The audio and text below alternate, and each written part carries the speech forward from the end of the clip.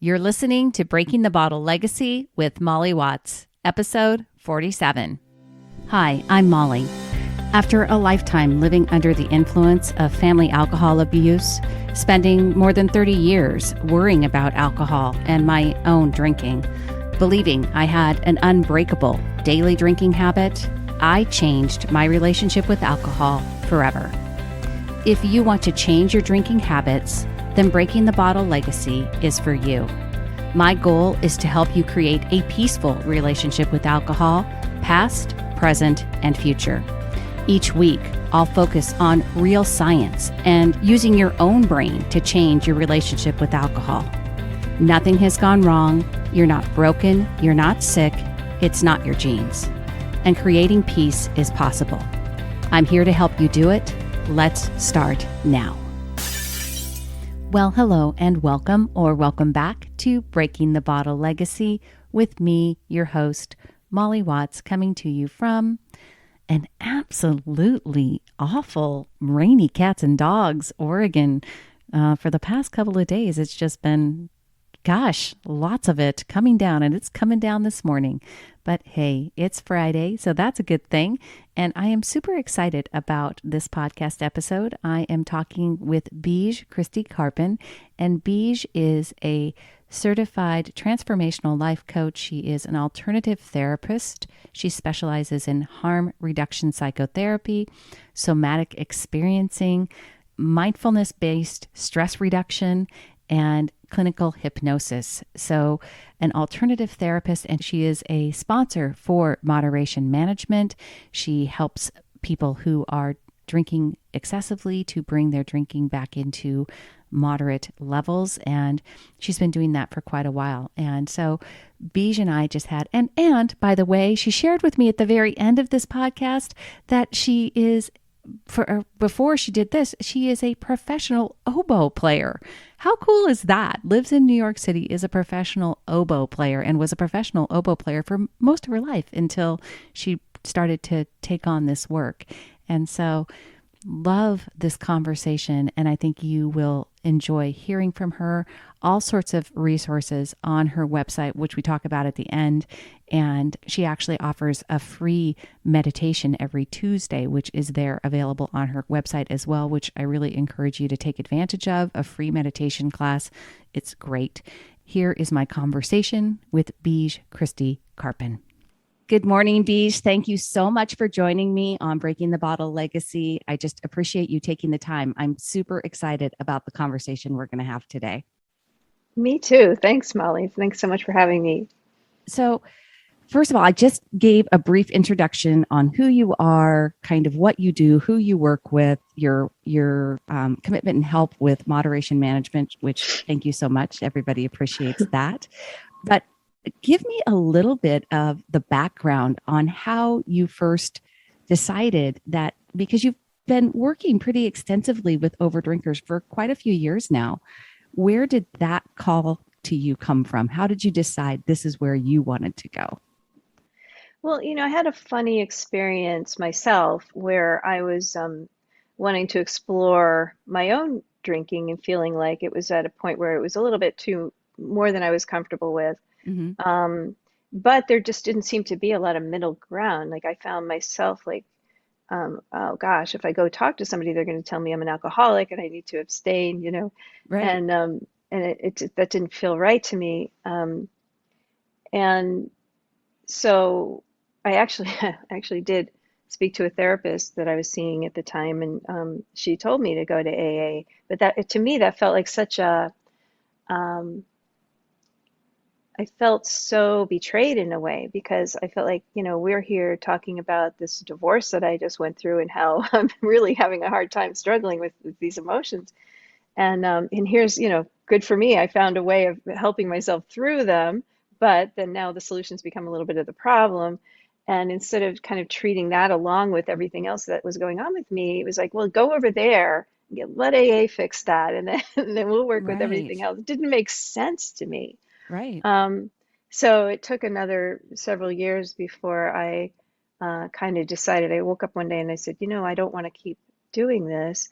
And I feel like I cannot possibly be the only person in the universe who has, is like drinking more than they would like to, but is not, whatever, an But not alcoholic. identifying with the label of Yeah, alcoholic. exactly. So I found moderation management. Hmm. I found a harm reduction therapist. I found Buddhist meditation and pretty quickly became a moderate drinker. I love that. First of all, I love the fact that, you didn't want to have to take on the label of alcoholic just to be able to address your what you felt was a habit that was probably just not serving you, or something that you were turning to alcohol, using alcohol in a way that then ultimately, as you said, kind of became more of a problem than a solution for you.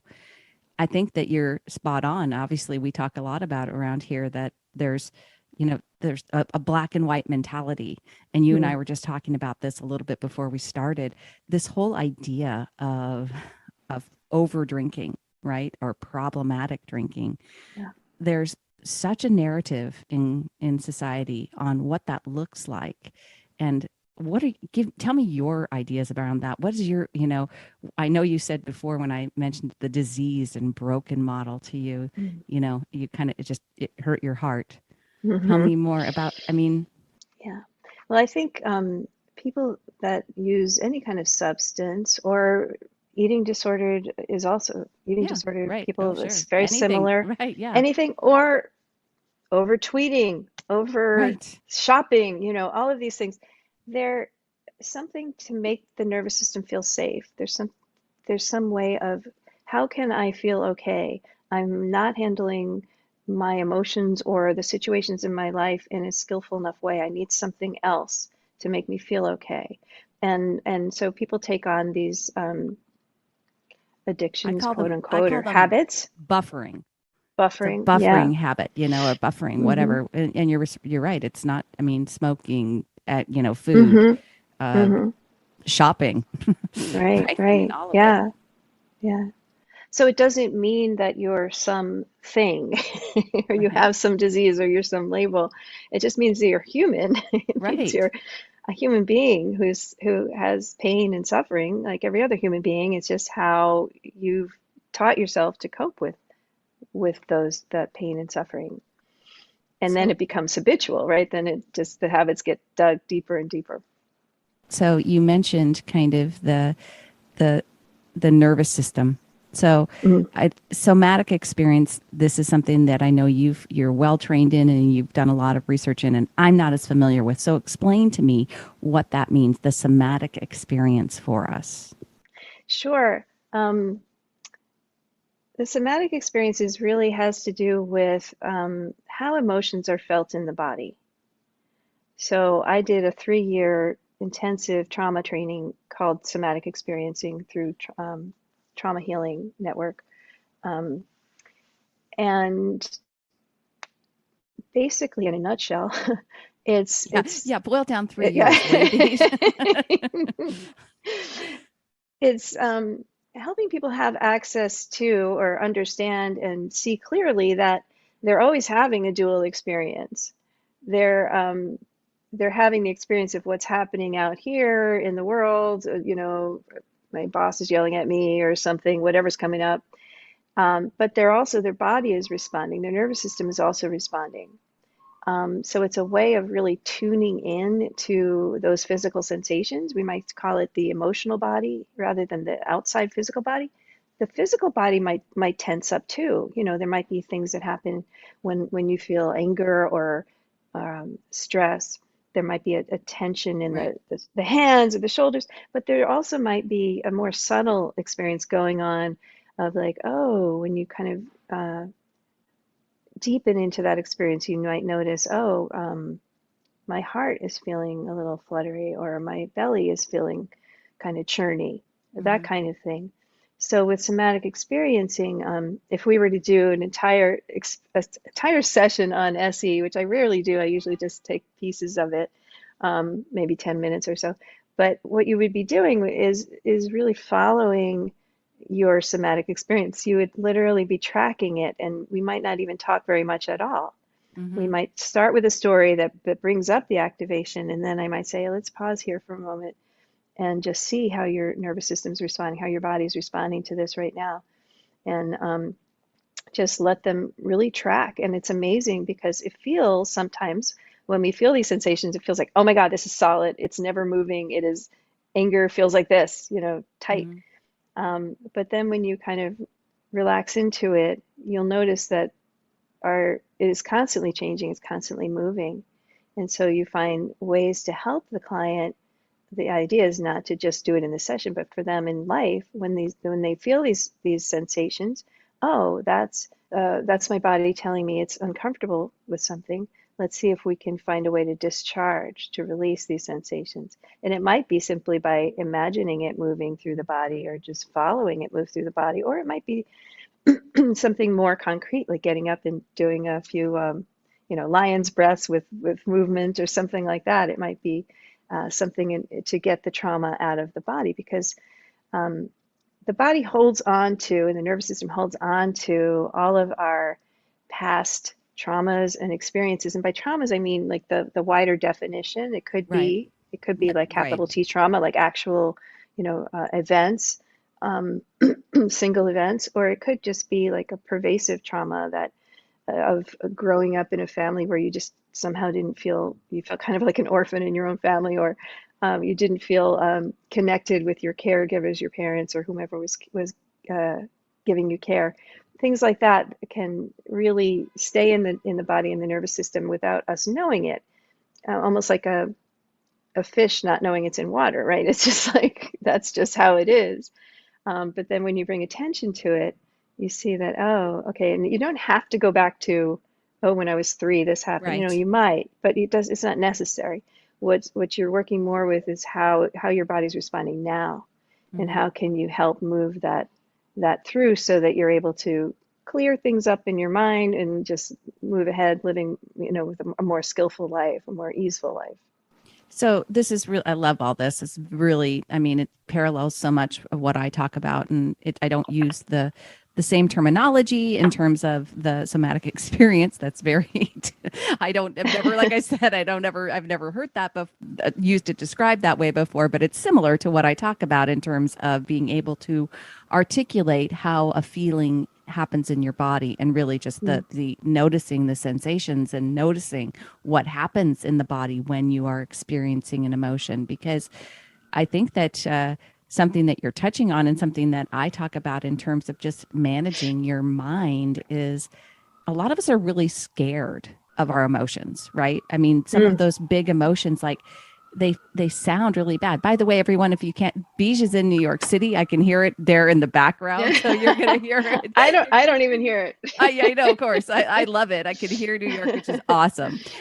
Anyhow, we're afraid of, like, we can't handle these big emotions. But when you become more skilled at recognizing what's going on in the body with just, with, let's say, anger, anger is one that scares Hmm. people. We don't want to experience anger too Yeah. much, right? Yeah. Hmm. What I've noticed is when people become more skillful at recognizing and articulating and understanding what's going on in their body, even just that knowledge, being able to see it and feel, Hmm. describe it, Hmm. often helps it dissipate. It's Yeah. not quite as scary if you can just say, okay, this is what happens.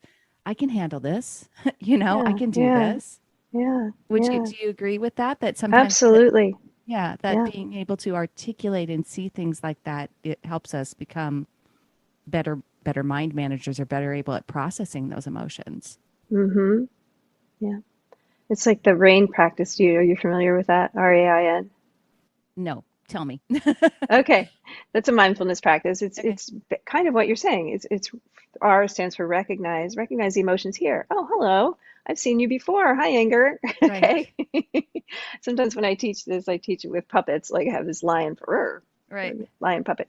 But you recognize it's here. Uh-huh. And then the A is for allow and accept. It's okay. It's part of being human. We all feel anger Right. from time to time. Sometimes when it just feels so solid, it feels like this is me right now.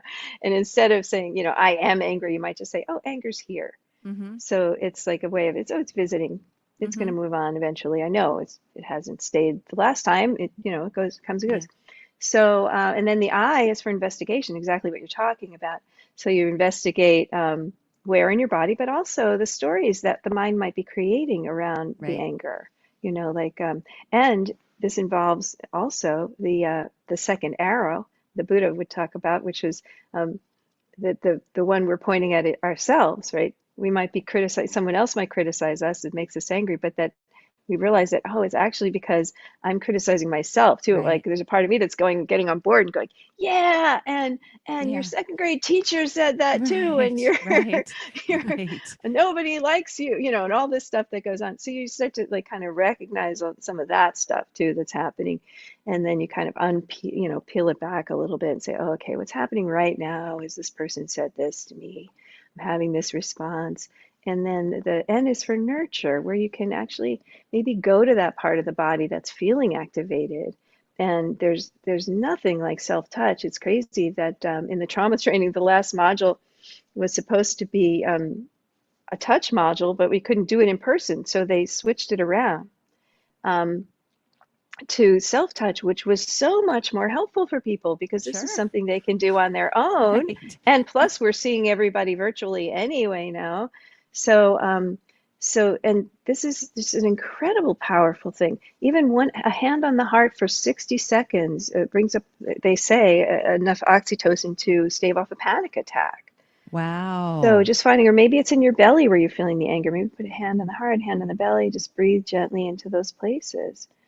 And notice anywhere else that's tensing in your body. Might be your shoulders. Maybe you could tighten them up a little more and then, let them go, Right. relax. And it's amazing how you can shift um, your experience of your nervous system just by doing a few little things like I love that. That just probably helped. So rain, everybody. I'll make sure to link that. all that in the show notes, but you definitely, that probably just helped people right there.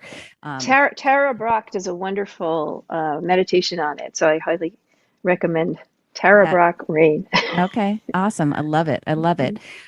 So we were talking a little bit before we started about a training that you had done, and I really want to have this conversation because I thought it was extremely interesting about mindfulness-based stress reduction. You are trained in mindfulness-based stress reduction, which I think is, we're sort of hitting on that too with some somatic experience, and it's all intertwined. But you told me that it was interesting because this particular training, you have worked pretty extensively with people who self-described over drinkers, people that are drinking more than they want to for years.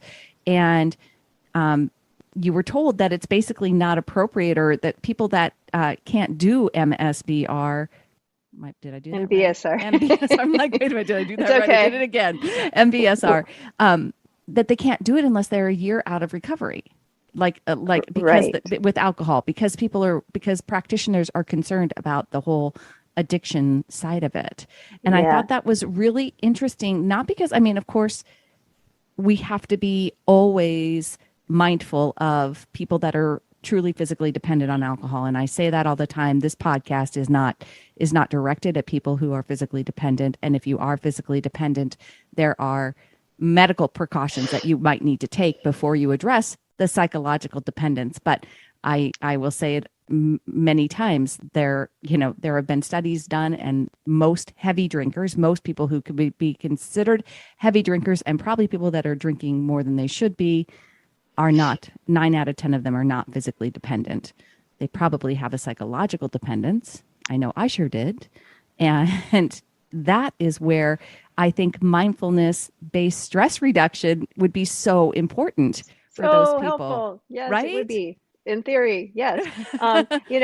It's funny because not funny, but when I was studying harm reduction psychotherapy, which I have a certification in, um, our teacher Andrew Tatarski used to say people generally aren't addicted to the substance; they're addicted to what they're getting from it. Yeah. So if you really understand what am I getting from this, and really deeply explore that issue, it's so important. And so that getting back to the MBSR, which is mindfulness-based stress reduction, it's an 8-week program, 2.5 hours. It's a great program. I highly recommend it.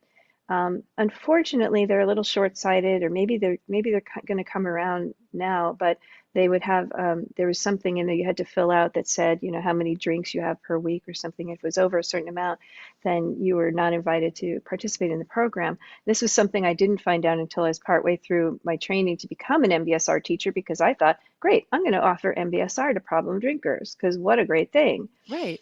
And then I was told, no, actually, they're not allowed to take MBSR, which I was, it's still just, I'm kind of speechless. Well, But I think, it's whatever, mm, at this point it's kind of like for you, you're like, well, great, I won't teach them the whole class, but I'm going to certainly incorporate elements into your own program, which exactly. is just Yeah. what, I mean, whether or not they get the titled doesn't really Yeah. ultimately No, matter doesn't if matter at you're all.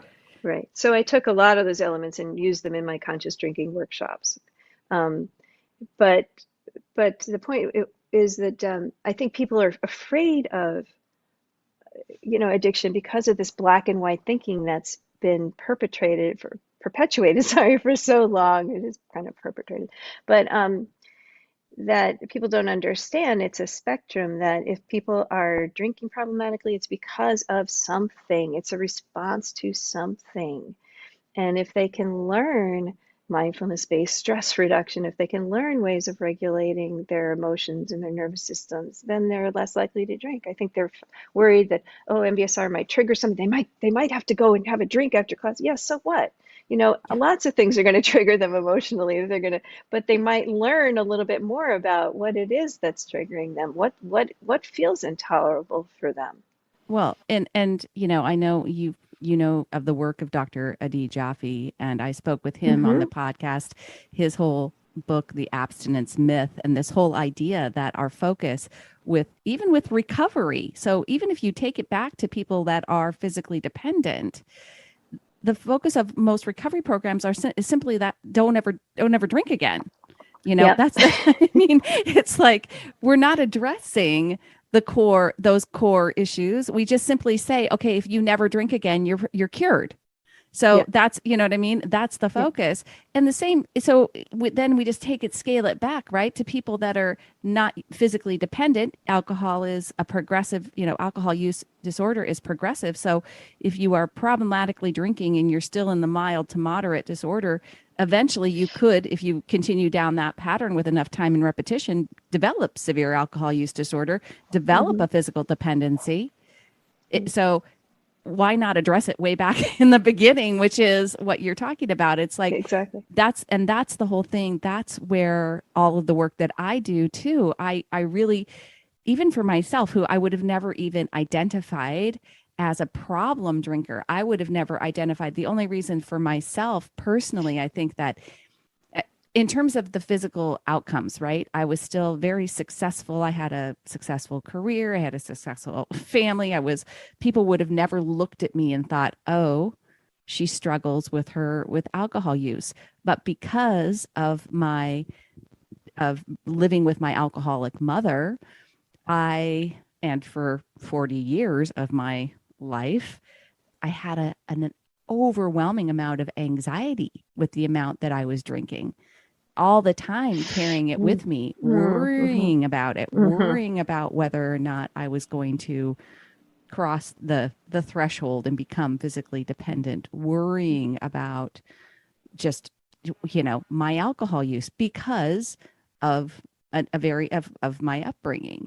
But it was interesting that I never looked at it and thought, I literally thought, well, like I can't do anything about it. Like I can't change my drinking habits. I can't change my drinking habits. I'm never going to be able to get rid of the anxiety because of my alcoholic upbringing. And so I just accepted it as, okay, well, that's just the way that my life is going to be. I never really understood the connection of where that disconnect was, that I was creating these feelings in and of in myself by what I was thinking about all the time. Mm-hmm. And once Yeah. I figured all that out, then then it was like the same. I was like, oh, okay, you know what? I can actually handle these emotions. I can actually do this myself. Yeah. And I Yeah. don't need to keep drinking. And by the way, if I stop, if I can change this habit, I'm going to have a lot less anxiety, which I did. Yeah. Right. And so many people don't seek help because they don't no, traditionally there's only been one way or the other. There's only been either you join a program and quit or you keep drinking, you Right. know. Up until recently, there hasn't been this idea of harm reduction and moderation and tools that you can learn to actually drink less in every kind of situation. And a lot of that does involve emotional regulation. Um, Some of it involves, I like to say it's the external tools and the internal tools, right? The Yeah. external tools would be like pace yourself with the slowest drinker, count, track your drinking, um, Plan ahead. I'm a plan big ahead, advocate. all of Yes. those things. Yeah. Yeah. Um, there's always things you can't plan for. There's always some emotional thing that's going to come up that you can't plan for. And the other thing you have to plan for, in my opinion, is the appearance of the inner negotiator, Yeah. which is the part of you that shows up after you've made your perfectly well thought out plan that you're only going to drink two or you're not going to drink at all or whatever it is. And the inner negotiator comes up and says, "Hey, I got this really, really good idea. Let's drink more." Yeah. Yeah. So you have to plan I for call that. that my, yeah, I call that my toddler brain. That's my toddler, my Yeah, impulsive, my little, my, my person who just, my little toddler who just wants it now, who needs yeah. it, who wants that instant gratification, who has no concern for long-term goals or higher level thinking. She just wants it now. Yeah, yeah. And I hope that you're nice to that little toddler. I hope you give her a little hug. Say, I see what you're trying to do for me. You're just kind of misguided. That's all. She's Yeah. trying to help out.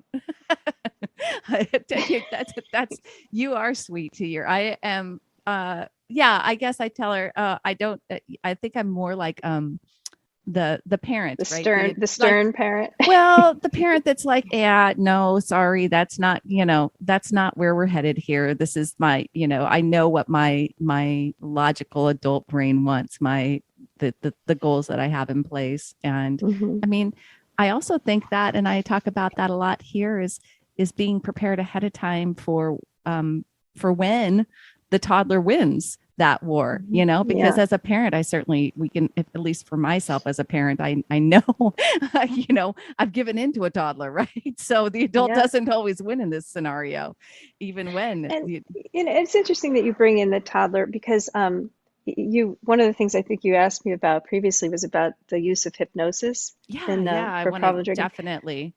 And what I've found is that when I work with someone with using hypnosis, and I use the term loosely because really hypnosis is about being very present. It's really about understanding, going deeper into one's experience and being intensely present, not absent. It's not like I'm doing something to put you in a trance or something. I'm really just providing a space for my clients to relax deeply into themselves and to access deeper wisdom. Um, and and sometimes what will happen is we'll go back and they can talk to me while this is happening. They can tell me about what they're experiencing. And so I might say to somebody, say somebody has their issue is binge drinking. They Hmm. can drink Go up, a yeah. glass of wine with dinner, no problem. But there's that occasional time out with friends where they just crazy. And so we might regress back to, what does this feel? Well, first of all, what's the somatic experience of this? What does this feel like in your body to sort of, keep this going kind of thing? And then they might regress back to like college days or something, that makes sense. Okay, but maybe there's something else. Let's see if we can go a little bit younger. And then suddenly they're 5 years old at McDonald's, right? With having the time of their lives playing. I don't have kids, so I don't know what they have to do at McDonald's, but I understand these places have Let's things play to structures, do. yeah. Yeah. So they're playing with all the stuff and just having like a crazy happy, crazy excited. Never want it to end, never want it to end. And then I'll say, well, then what happens? And there's like uh, their face changes, their eyes start to well up, breathing shallows, and they'll say, my mom says we have to go home. And I'll say, what is home? What does that mean? And so home for this person might be, mom stares out the window all day, depressed, doesn't pay any attention Mm-hmm. to me, doesn't connect with me. So I'm lonely. So there's a point at which you can sort of like, what does that child need, to go in and kind of heal that situation, heal that poor child that's wanting this happiness and scared of what's going to happen at the end. Um, because it's so interesting to see how that influences the adult when they're out binge drinking, right? There's Mm-hmm. something that doesn't want, they don't want it to end because they don't want to feel this terrible loneliness or whatever it is that's going to happen that they think, because the 5-year-old thinks that.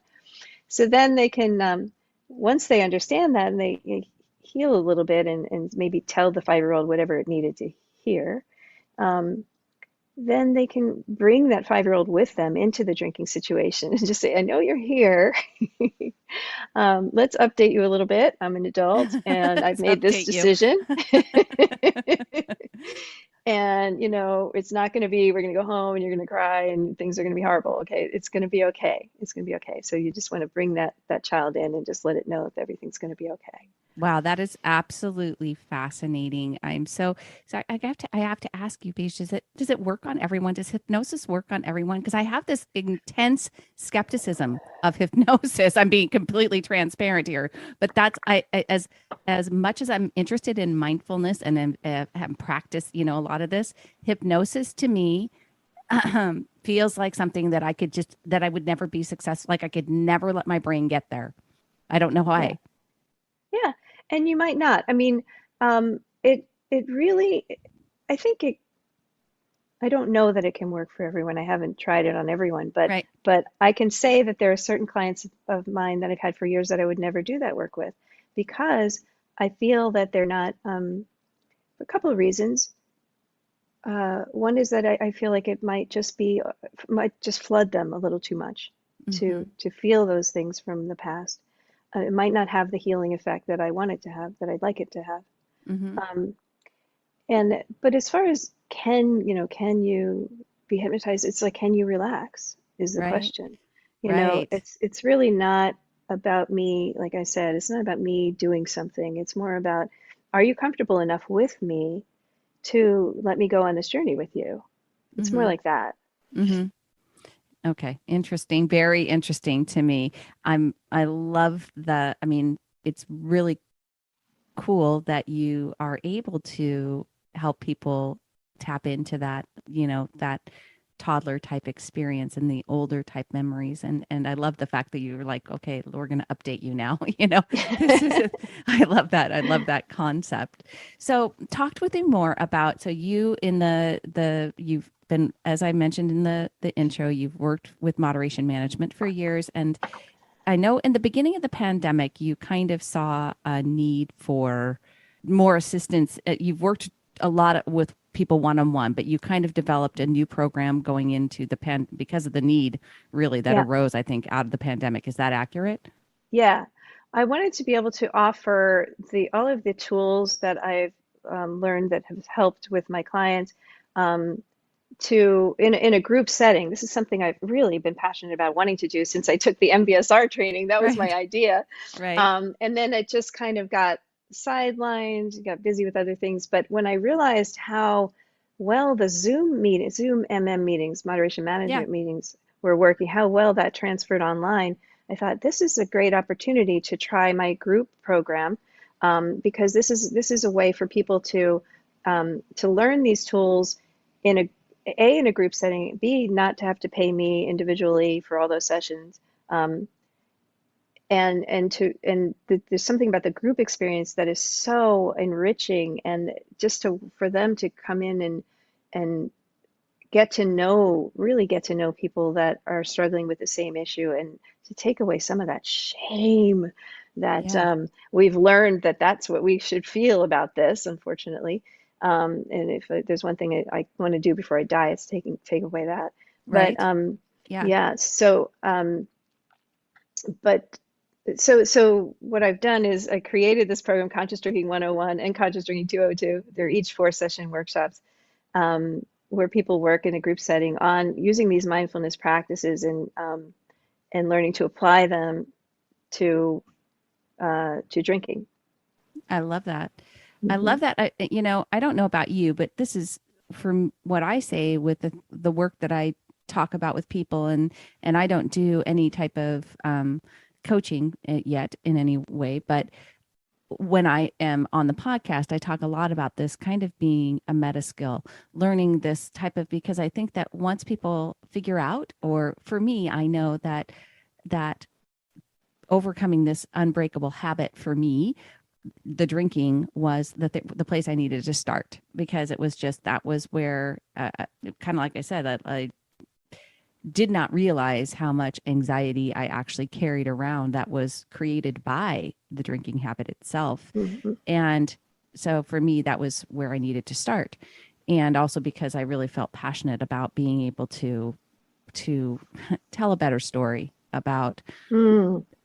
drinking, about changing Hmm. that habit again. Saying kind of like you, it's just like, this shouldn't be, there's a Such a lot of, focus. yeah, it shouldn't be. There's a lot of gray area there, folks. There's a lot between Hmm. black and white, and a lot of people who would be better served and would be feeling a lot better about their lives if they had a better answer to changing their drinking habits. But the sorry, I got kind of off track there, going in a different direction.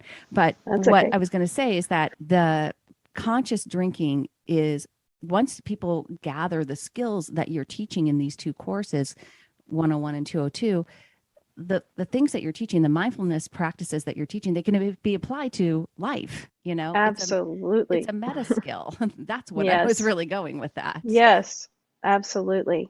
And so, Hmm. are you, and I'm very gratified actually to see that people are one of the things that someone cautioned me about or said to me, which I think was really interesting, is that, and I love the fact that you do the work that you do, and we agree and align on these things. Somebody said to me, your message would be stronger, and I quote, "My message would be stronger if you were not drinking at all." That's, I said, huh, interesting. Well, I guess I don't know what to say to that other than that wouldn't be true. So how could it be stronger if it's not true? And again, isn't that interesting that that's the thought process, that it's very black or white, like you either are or you aren't. So, Yeah. so, Yeah. but the group dynamic too, I love that. I hope that their learning, I think, is enhanced when we are all in a group setting. Definitely, because you hear people having insights, and then that evokes your own insights. Um, Another thing that we really learn about is in the I mean, the reason I went with conscious instead of mindfulness and mindful drinking, which it is mindful drinking, but first of all, that word is just way overused. But anyway, Right, so it's like right. really bringing subconscious and unconscious parts of ourselves to consciousness. Mm-hmm. So one, we work with, there are four parts in particular that we work with: the inner critic, the inner negotiator, the inner rebel, the inner perfectionist. So it's really spending some time getting to know and like bringing them up into the conscious mind. So like when your inner negotiator is here, it's here. Oh, hello. I Hi. love that. I And it love comes in those. so many different forms for so many different people. And I don't know if we have time to go through any of these, but these are there are a bunch that are kind of uh, that show up for a lot of people, like Tell, the yeah, rebel. You can't tell me what to do. Screw it. I suppose if right. this is too long, you can always cut it. So I'll just um, the bully or the critic. You're going to screw up anyway, so just go ahead and drink. The enabler. You've already gone over the limits. You might as well toss moderation out the window. The Right. empathetic friend comes up. I'm sorry you're feeling sad. They shouldn't have treated you that way. This will make you feel so much better. Or, gosh, you've been working so hard. You deserve this. Or the whiny kid that you mentioned. I want this. Everyone else is doing this. Why can't I? Or the reasonable mentor. Well, you've only had 6.75 drinks this week, so I don't see any reason not to continue to drink this evening. And the list goes on, right? So, but it's for people to kind of get, and I do some exercises around this for people to see, like, what does theirs look like? What do they dress Right. like? How do they talk? How do they sound? So you recognize them when they show up. And then I have them in pairs kind of play around with this a little bit, like play around with each other's inner negotiators so that they actually have a face to it too. And they'll remember that, oh yeah, that Susie, oh yeah, that's funny. This person's showing up now, this inner negotiator. I love that. And So, it's so true. I love that. My favorite has to be the inner, whatever the last one was, the analyst to the inner. oh, the I've only had mentor, the the 6.7. mentor. Yes. Yeah, I've only had 6.75 drinks. You can have another one. That was Right, right. awesome. Yeah, Oh, wow. Well, Beej, you and I could probably talk all day long about all of this absolutely. because this is just right in both of our wheelhouses, and it's an important conversation for so many reasons, because you're absolutely right. Should be our mission to just get rid of shame. I know that Dr. Jaffe has has pretty clear sentiments on what I think he says F shame for the whole Yeah. world. That's like, his bracelets say it. And which is, for me, I would have never associated with. I also want to talk to the people that aren't necessarily. I guess shame is one way of looking at it. More than anything, it's like they don't even know if they really have a they don't want to identify as having a problem, even, because it's like, you know what I'm saying? That's like, and I guess that's maybe because people have a fear of being shame based by society, and what it means to not be happy with your drinking habits, right? Yeah, yeah, yeah. But yeah, I want people to know that the resources exist. They exist. Moderation management exists, and Beej, Christie Karpen exists, and you can go check her out. You're a sponsor over there at MM. You can find out more about your both your one-on-one coaching and then the group coaching efforts as well. Is there any place else that you want people to connect with you? You could take a look at my website if you'd like. It's Insight Out, INSIGHTOUTNYC.com. Yeah, just in case Rolls right anyone. off the tongue. Yeah. InsightOutNYC.com. And I will link that in my show notes, everyone. Beej, thank you so much for being here. I know, like I said, people, just the rain and the whole putting your hand on your chest for 60 seconds, all of these things, just those little tidbits out of this conversation are going to be super helpful for people. Great. And thank you, Molly, for the work you do. It's you. so important, really. Well, I appreciate it. And, maybe you'll come back again and we'll have another conversation. I'd love to. All right. Awesome. Thanks, Beej. Thank you. Take care. Thank you for listening to Breaking the Bottle Legacy. This podcast is dedicated to helping you change your drinking habits and to create a peaceful relationship with alcohol. Take something that you learned in today's episode and apply it to your life this week. Transformation is possible.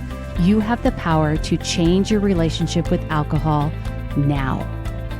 For more information, please visit me at www.mollywatts.com.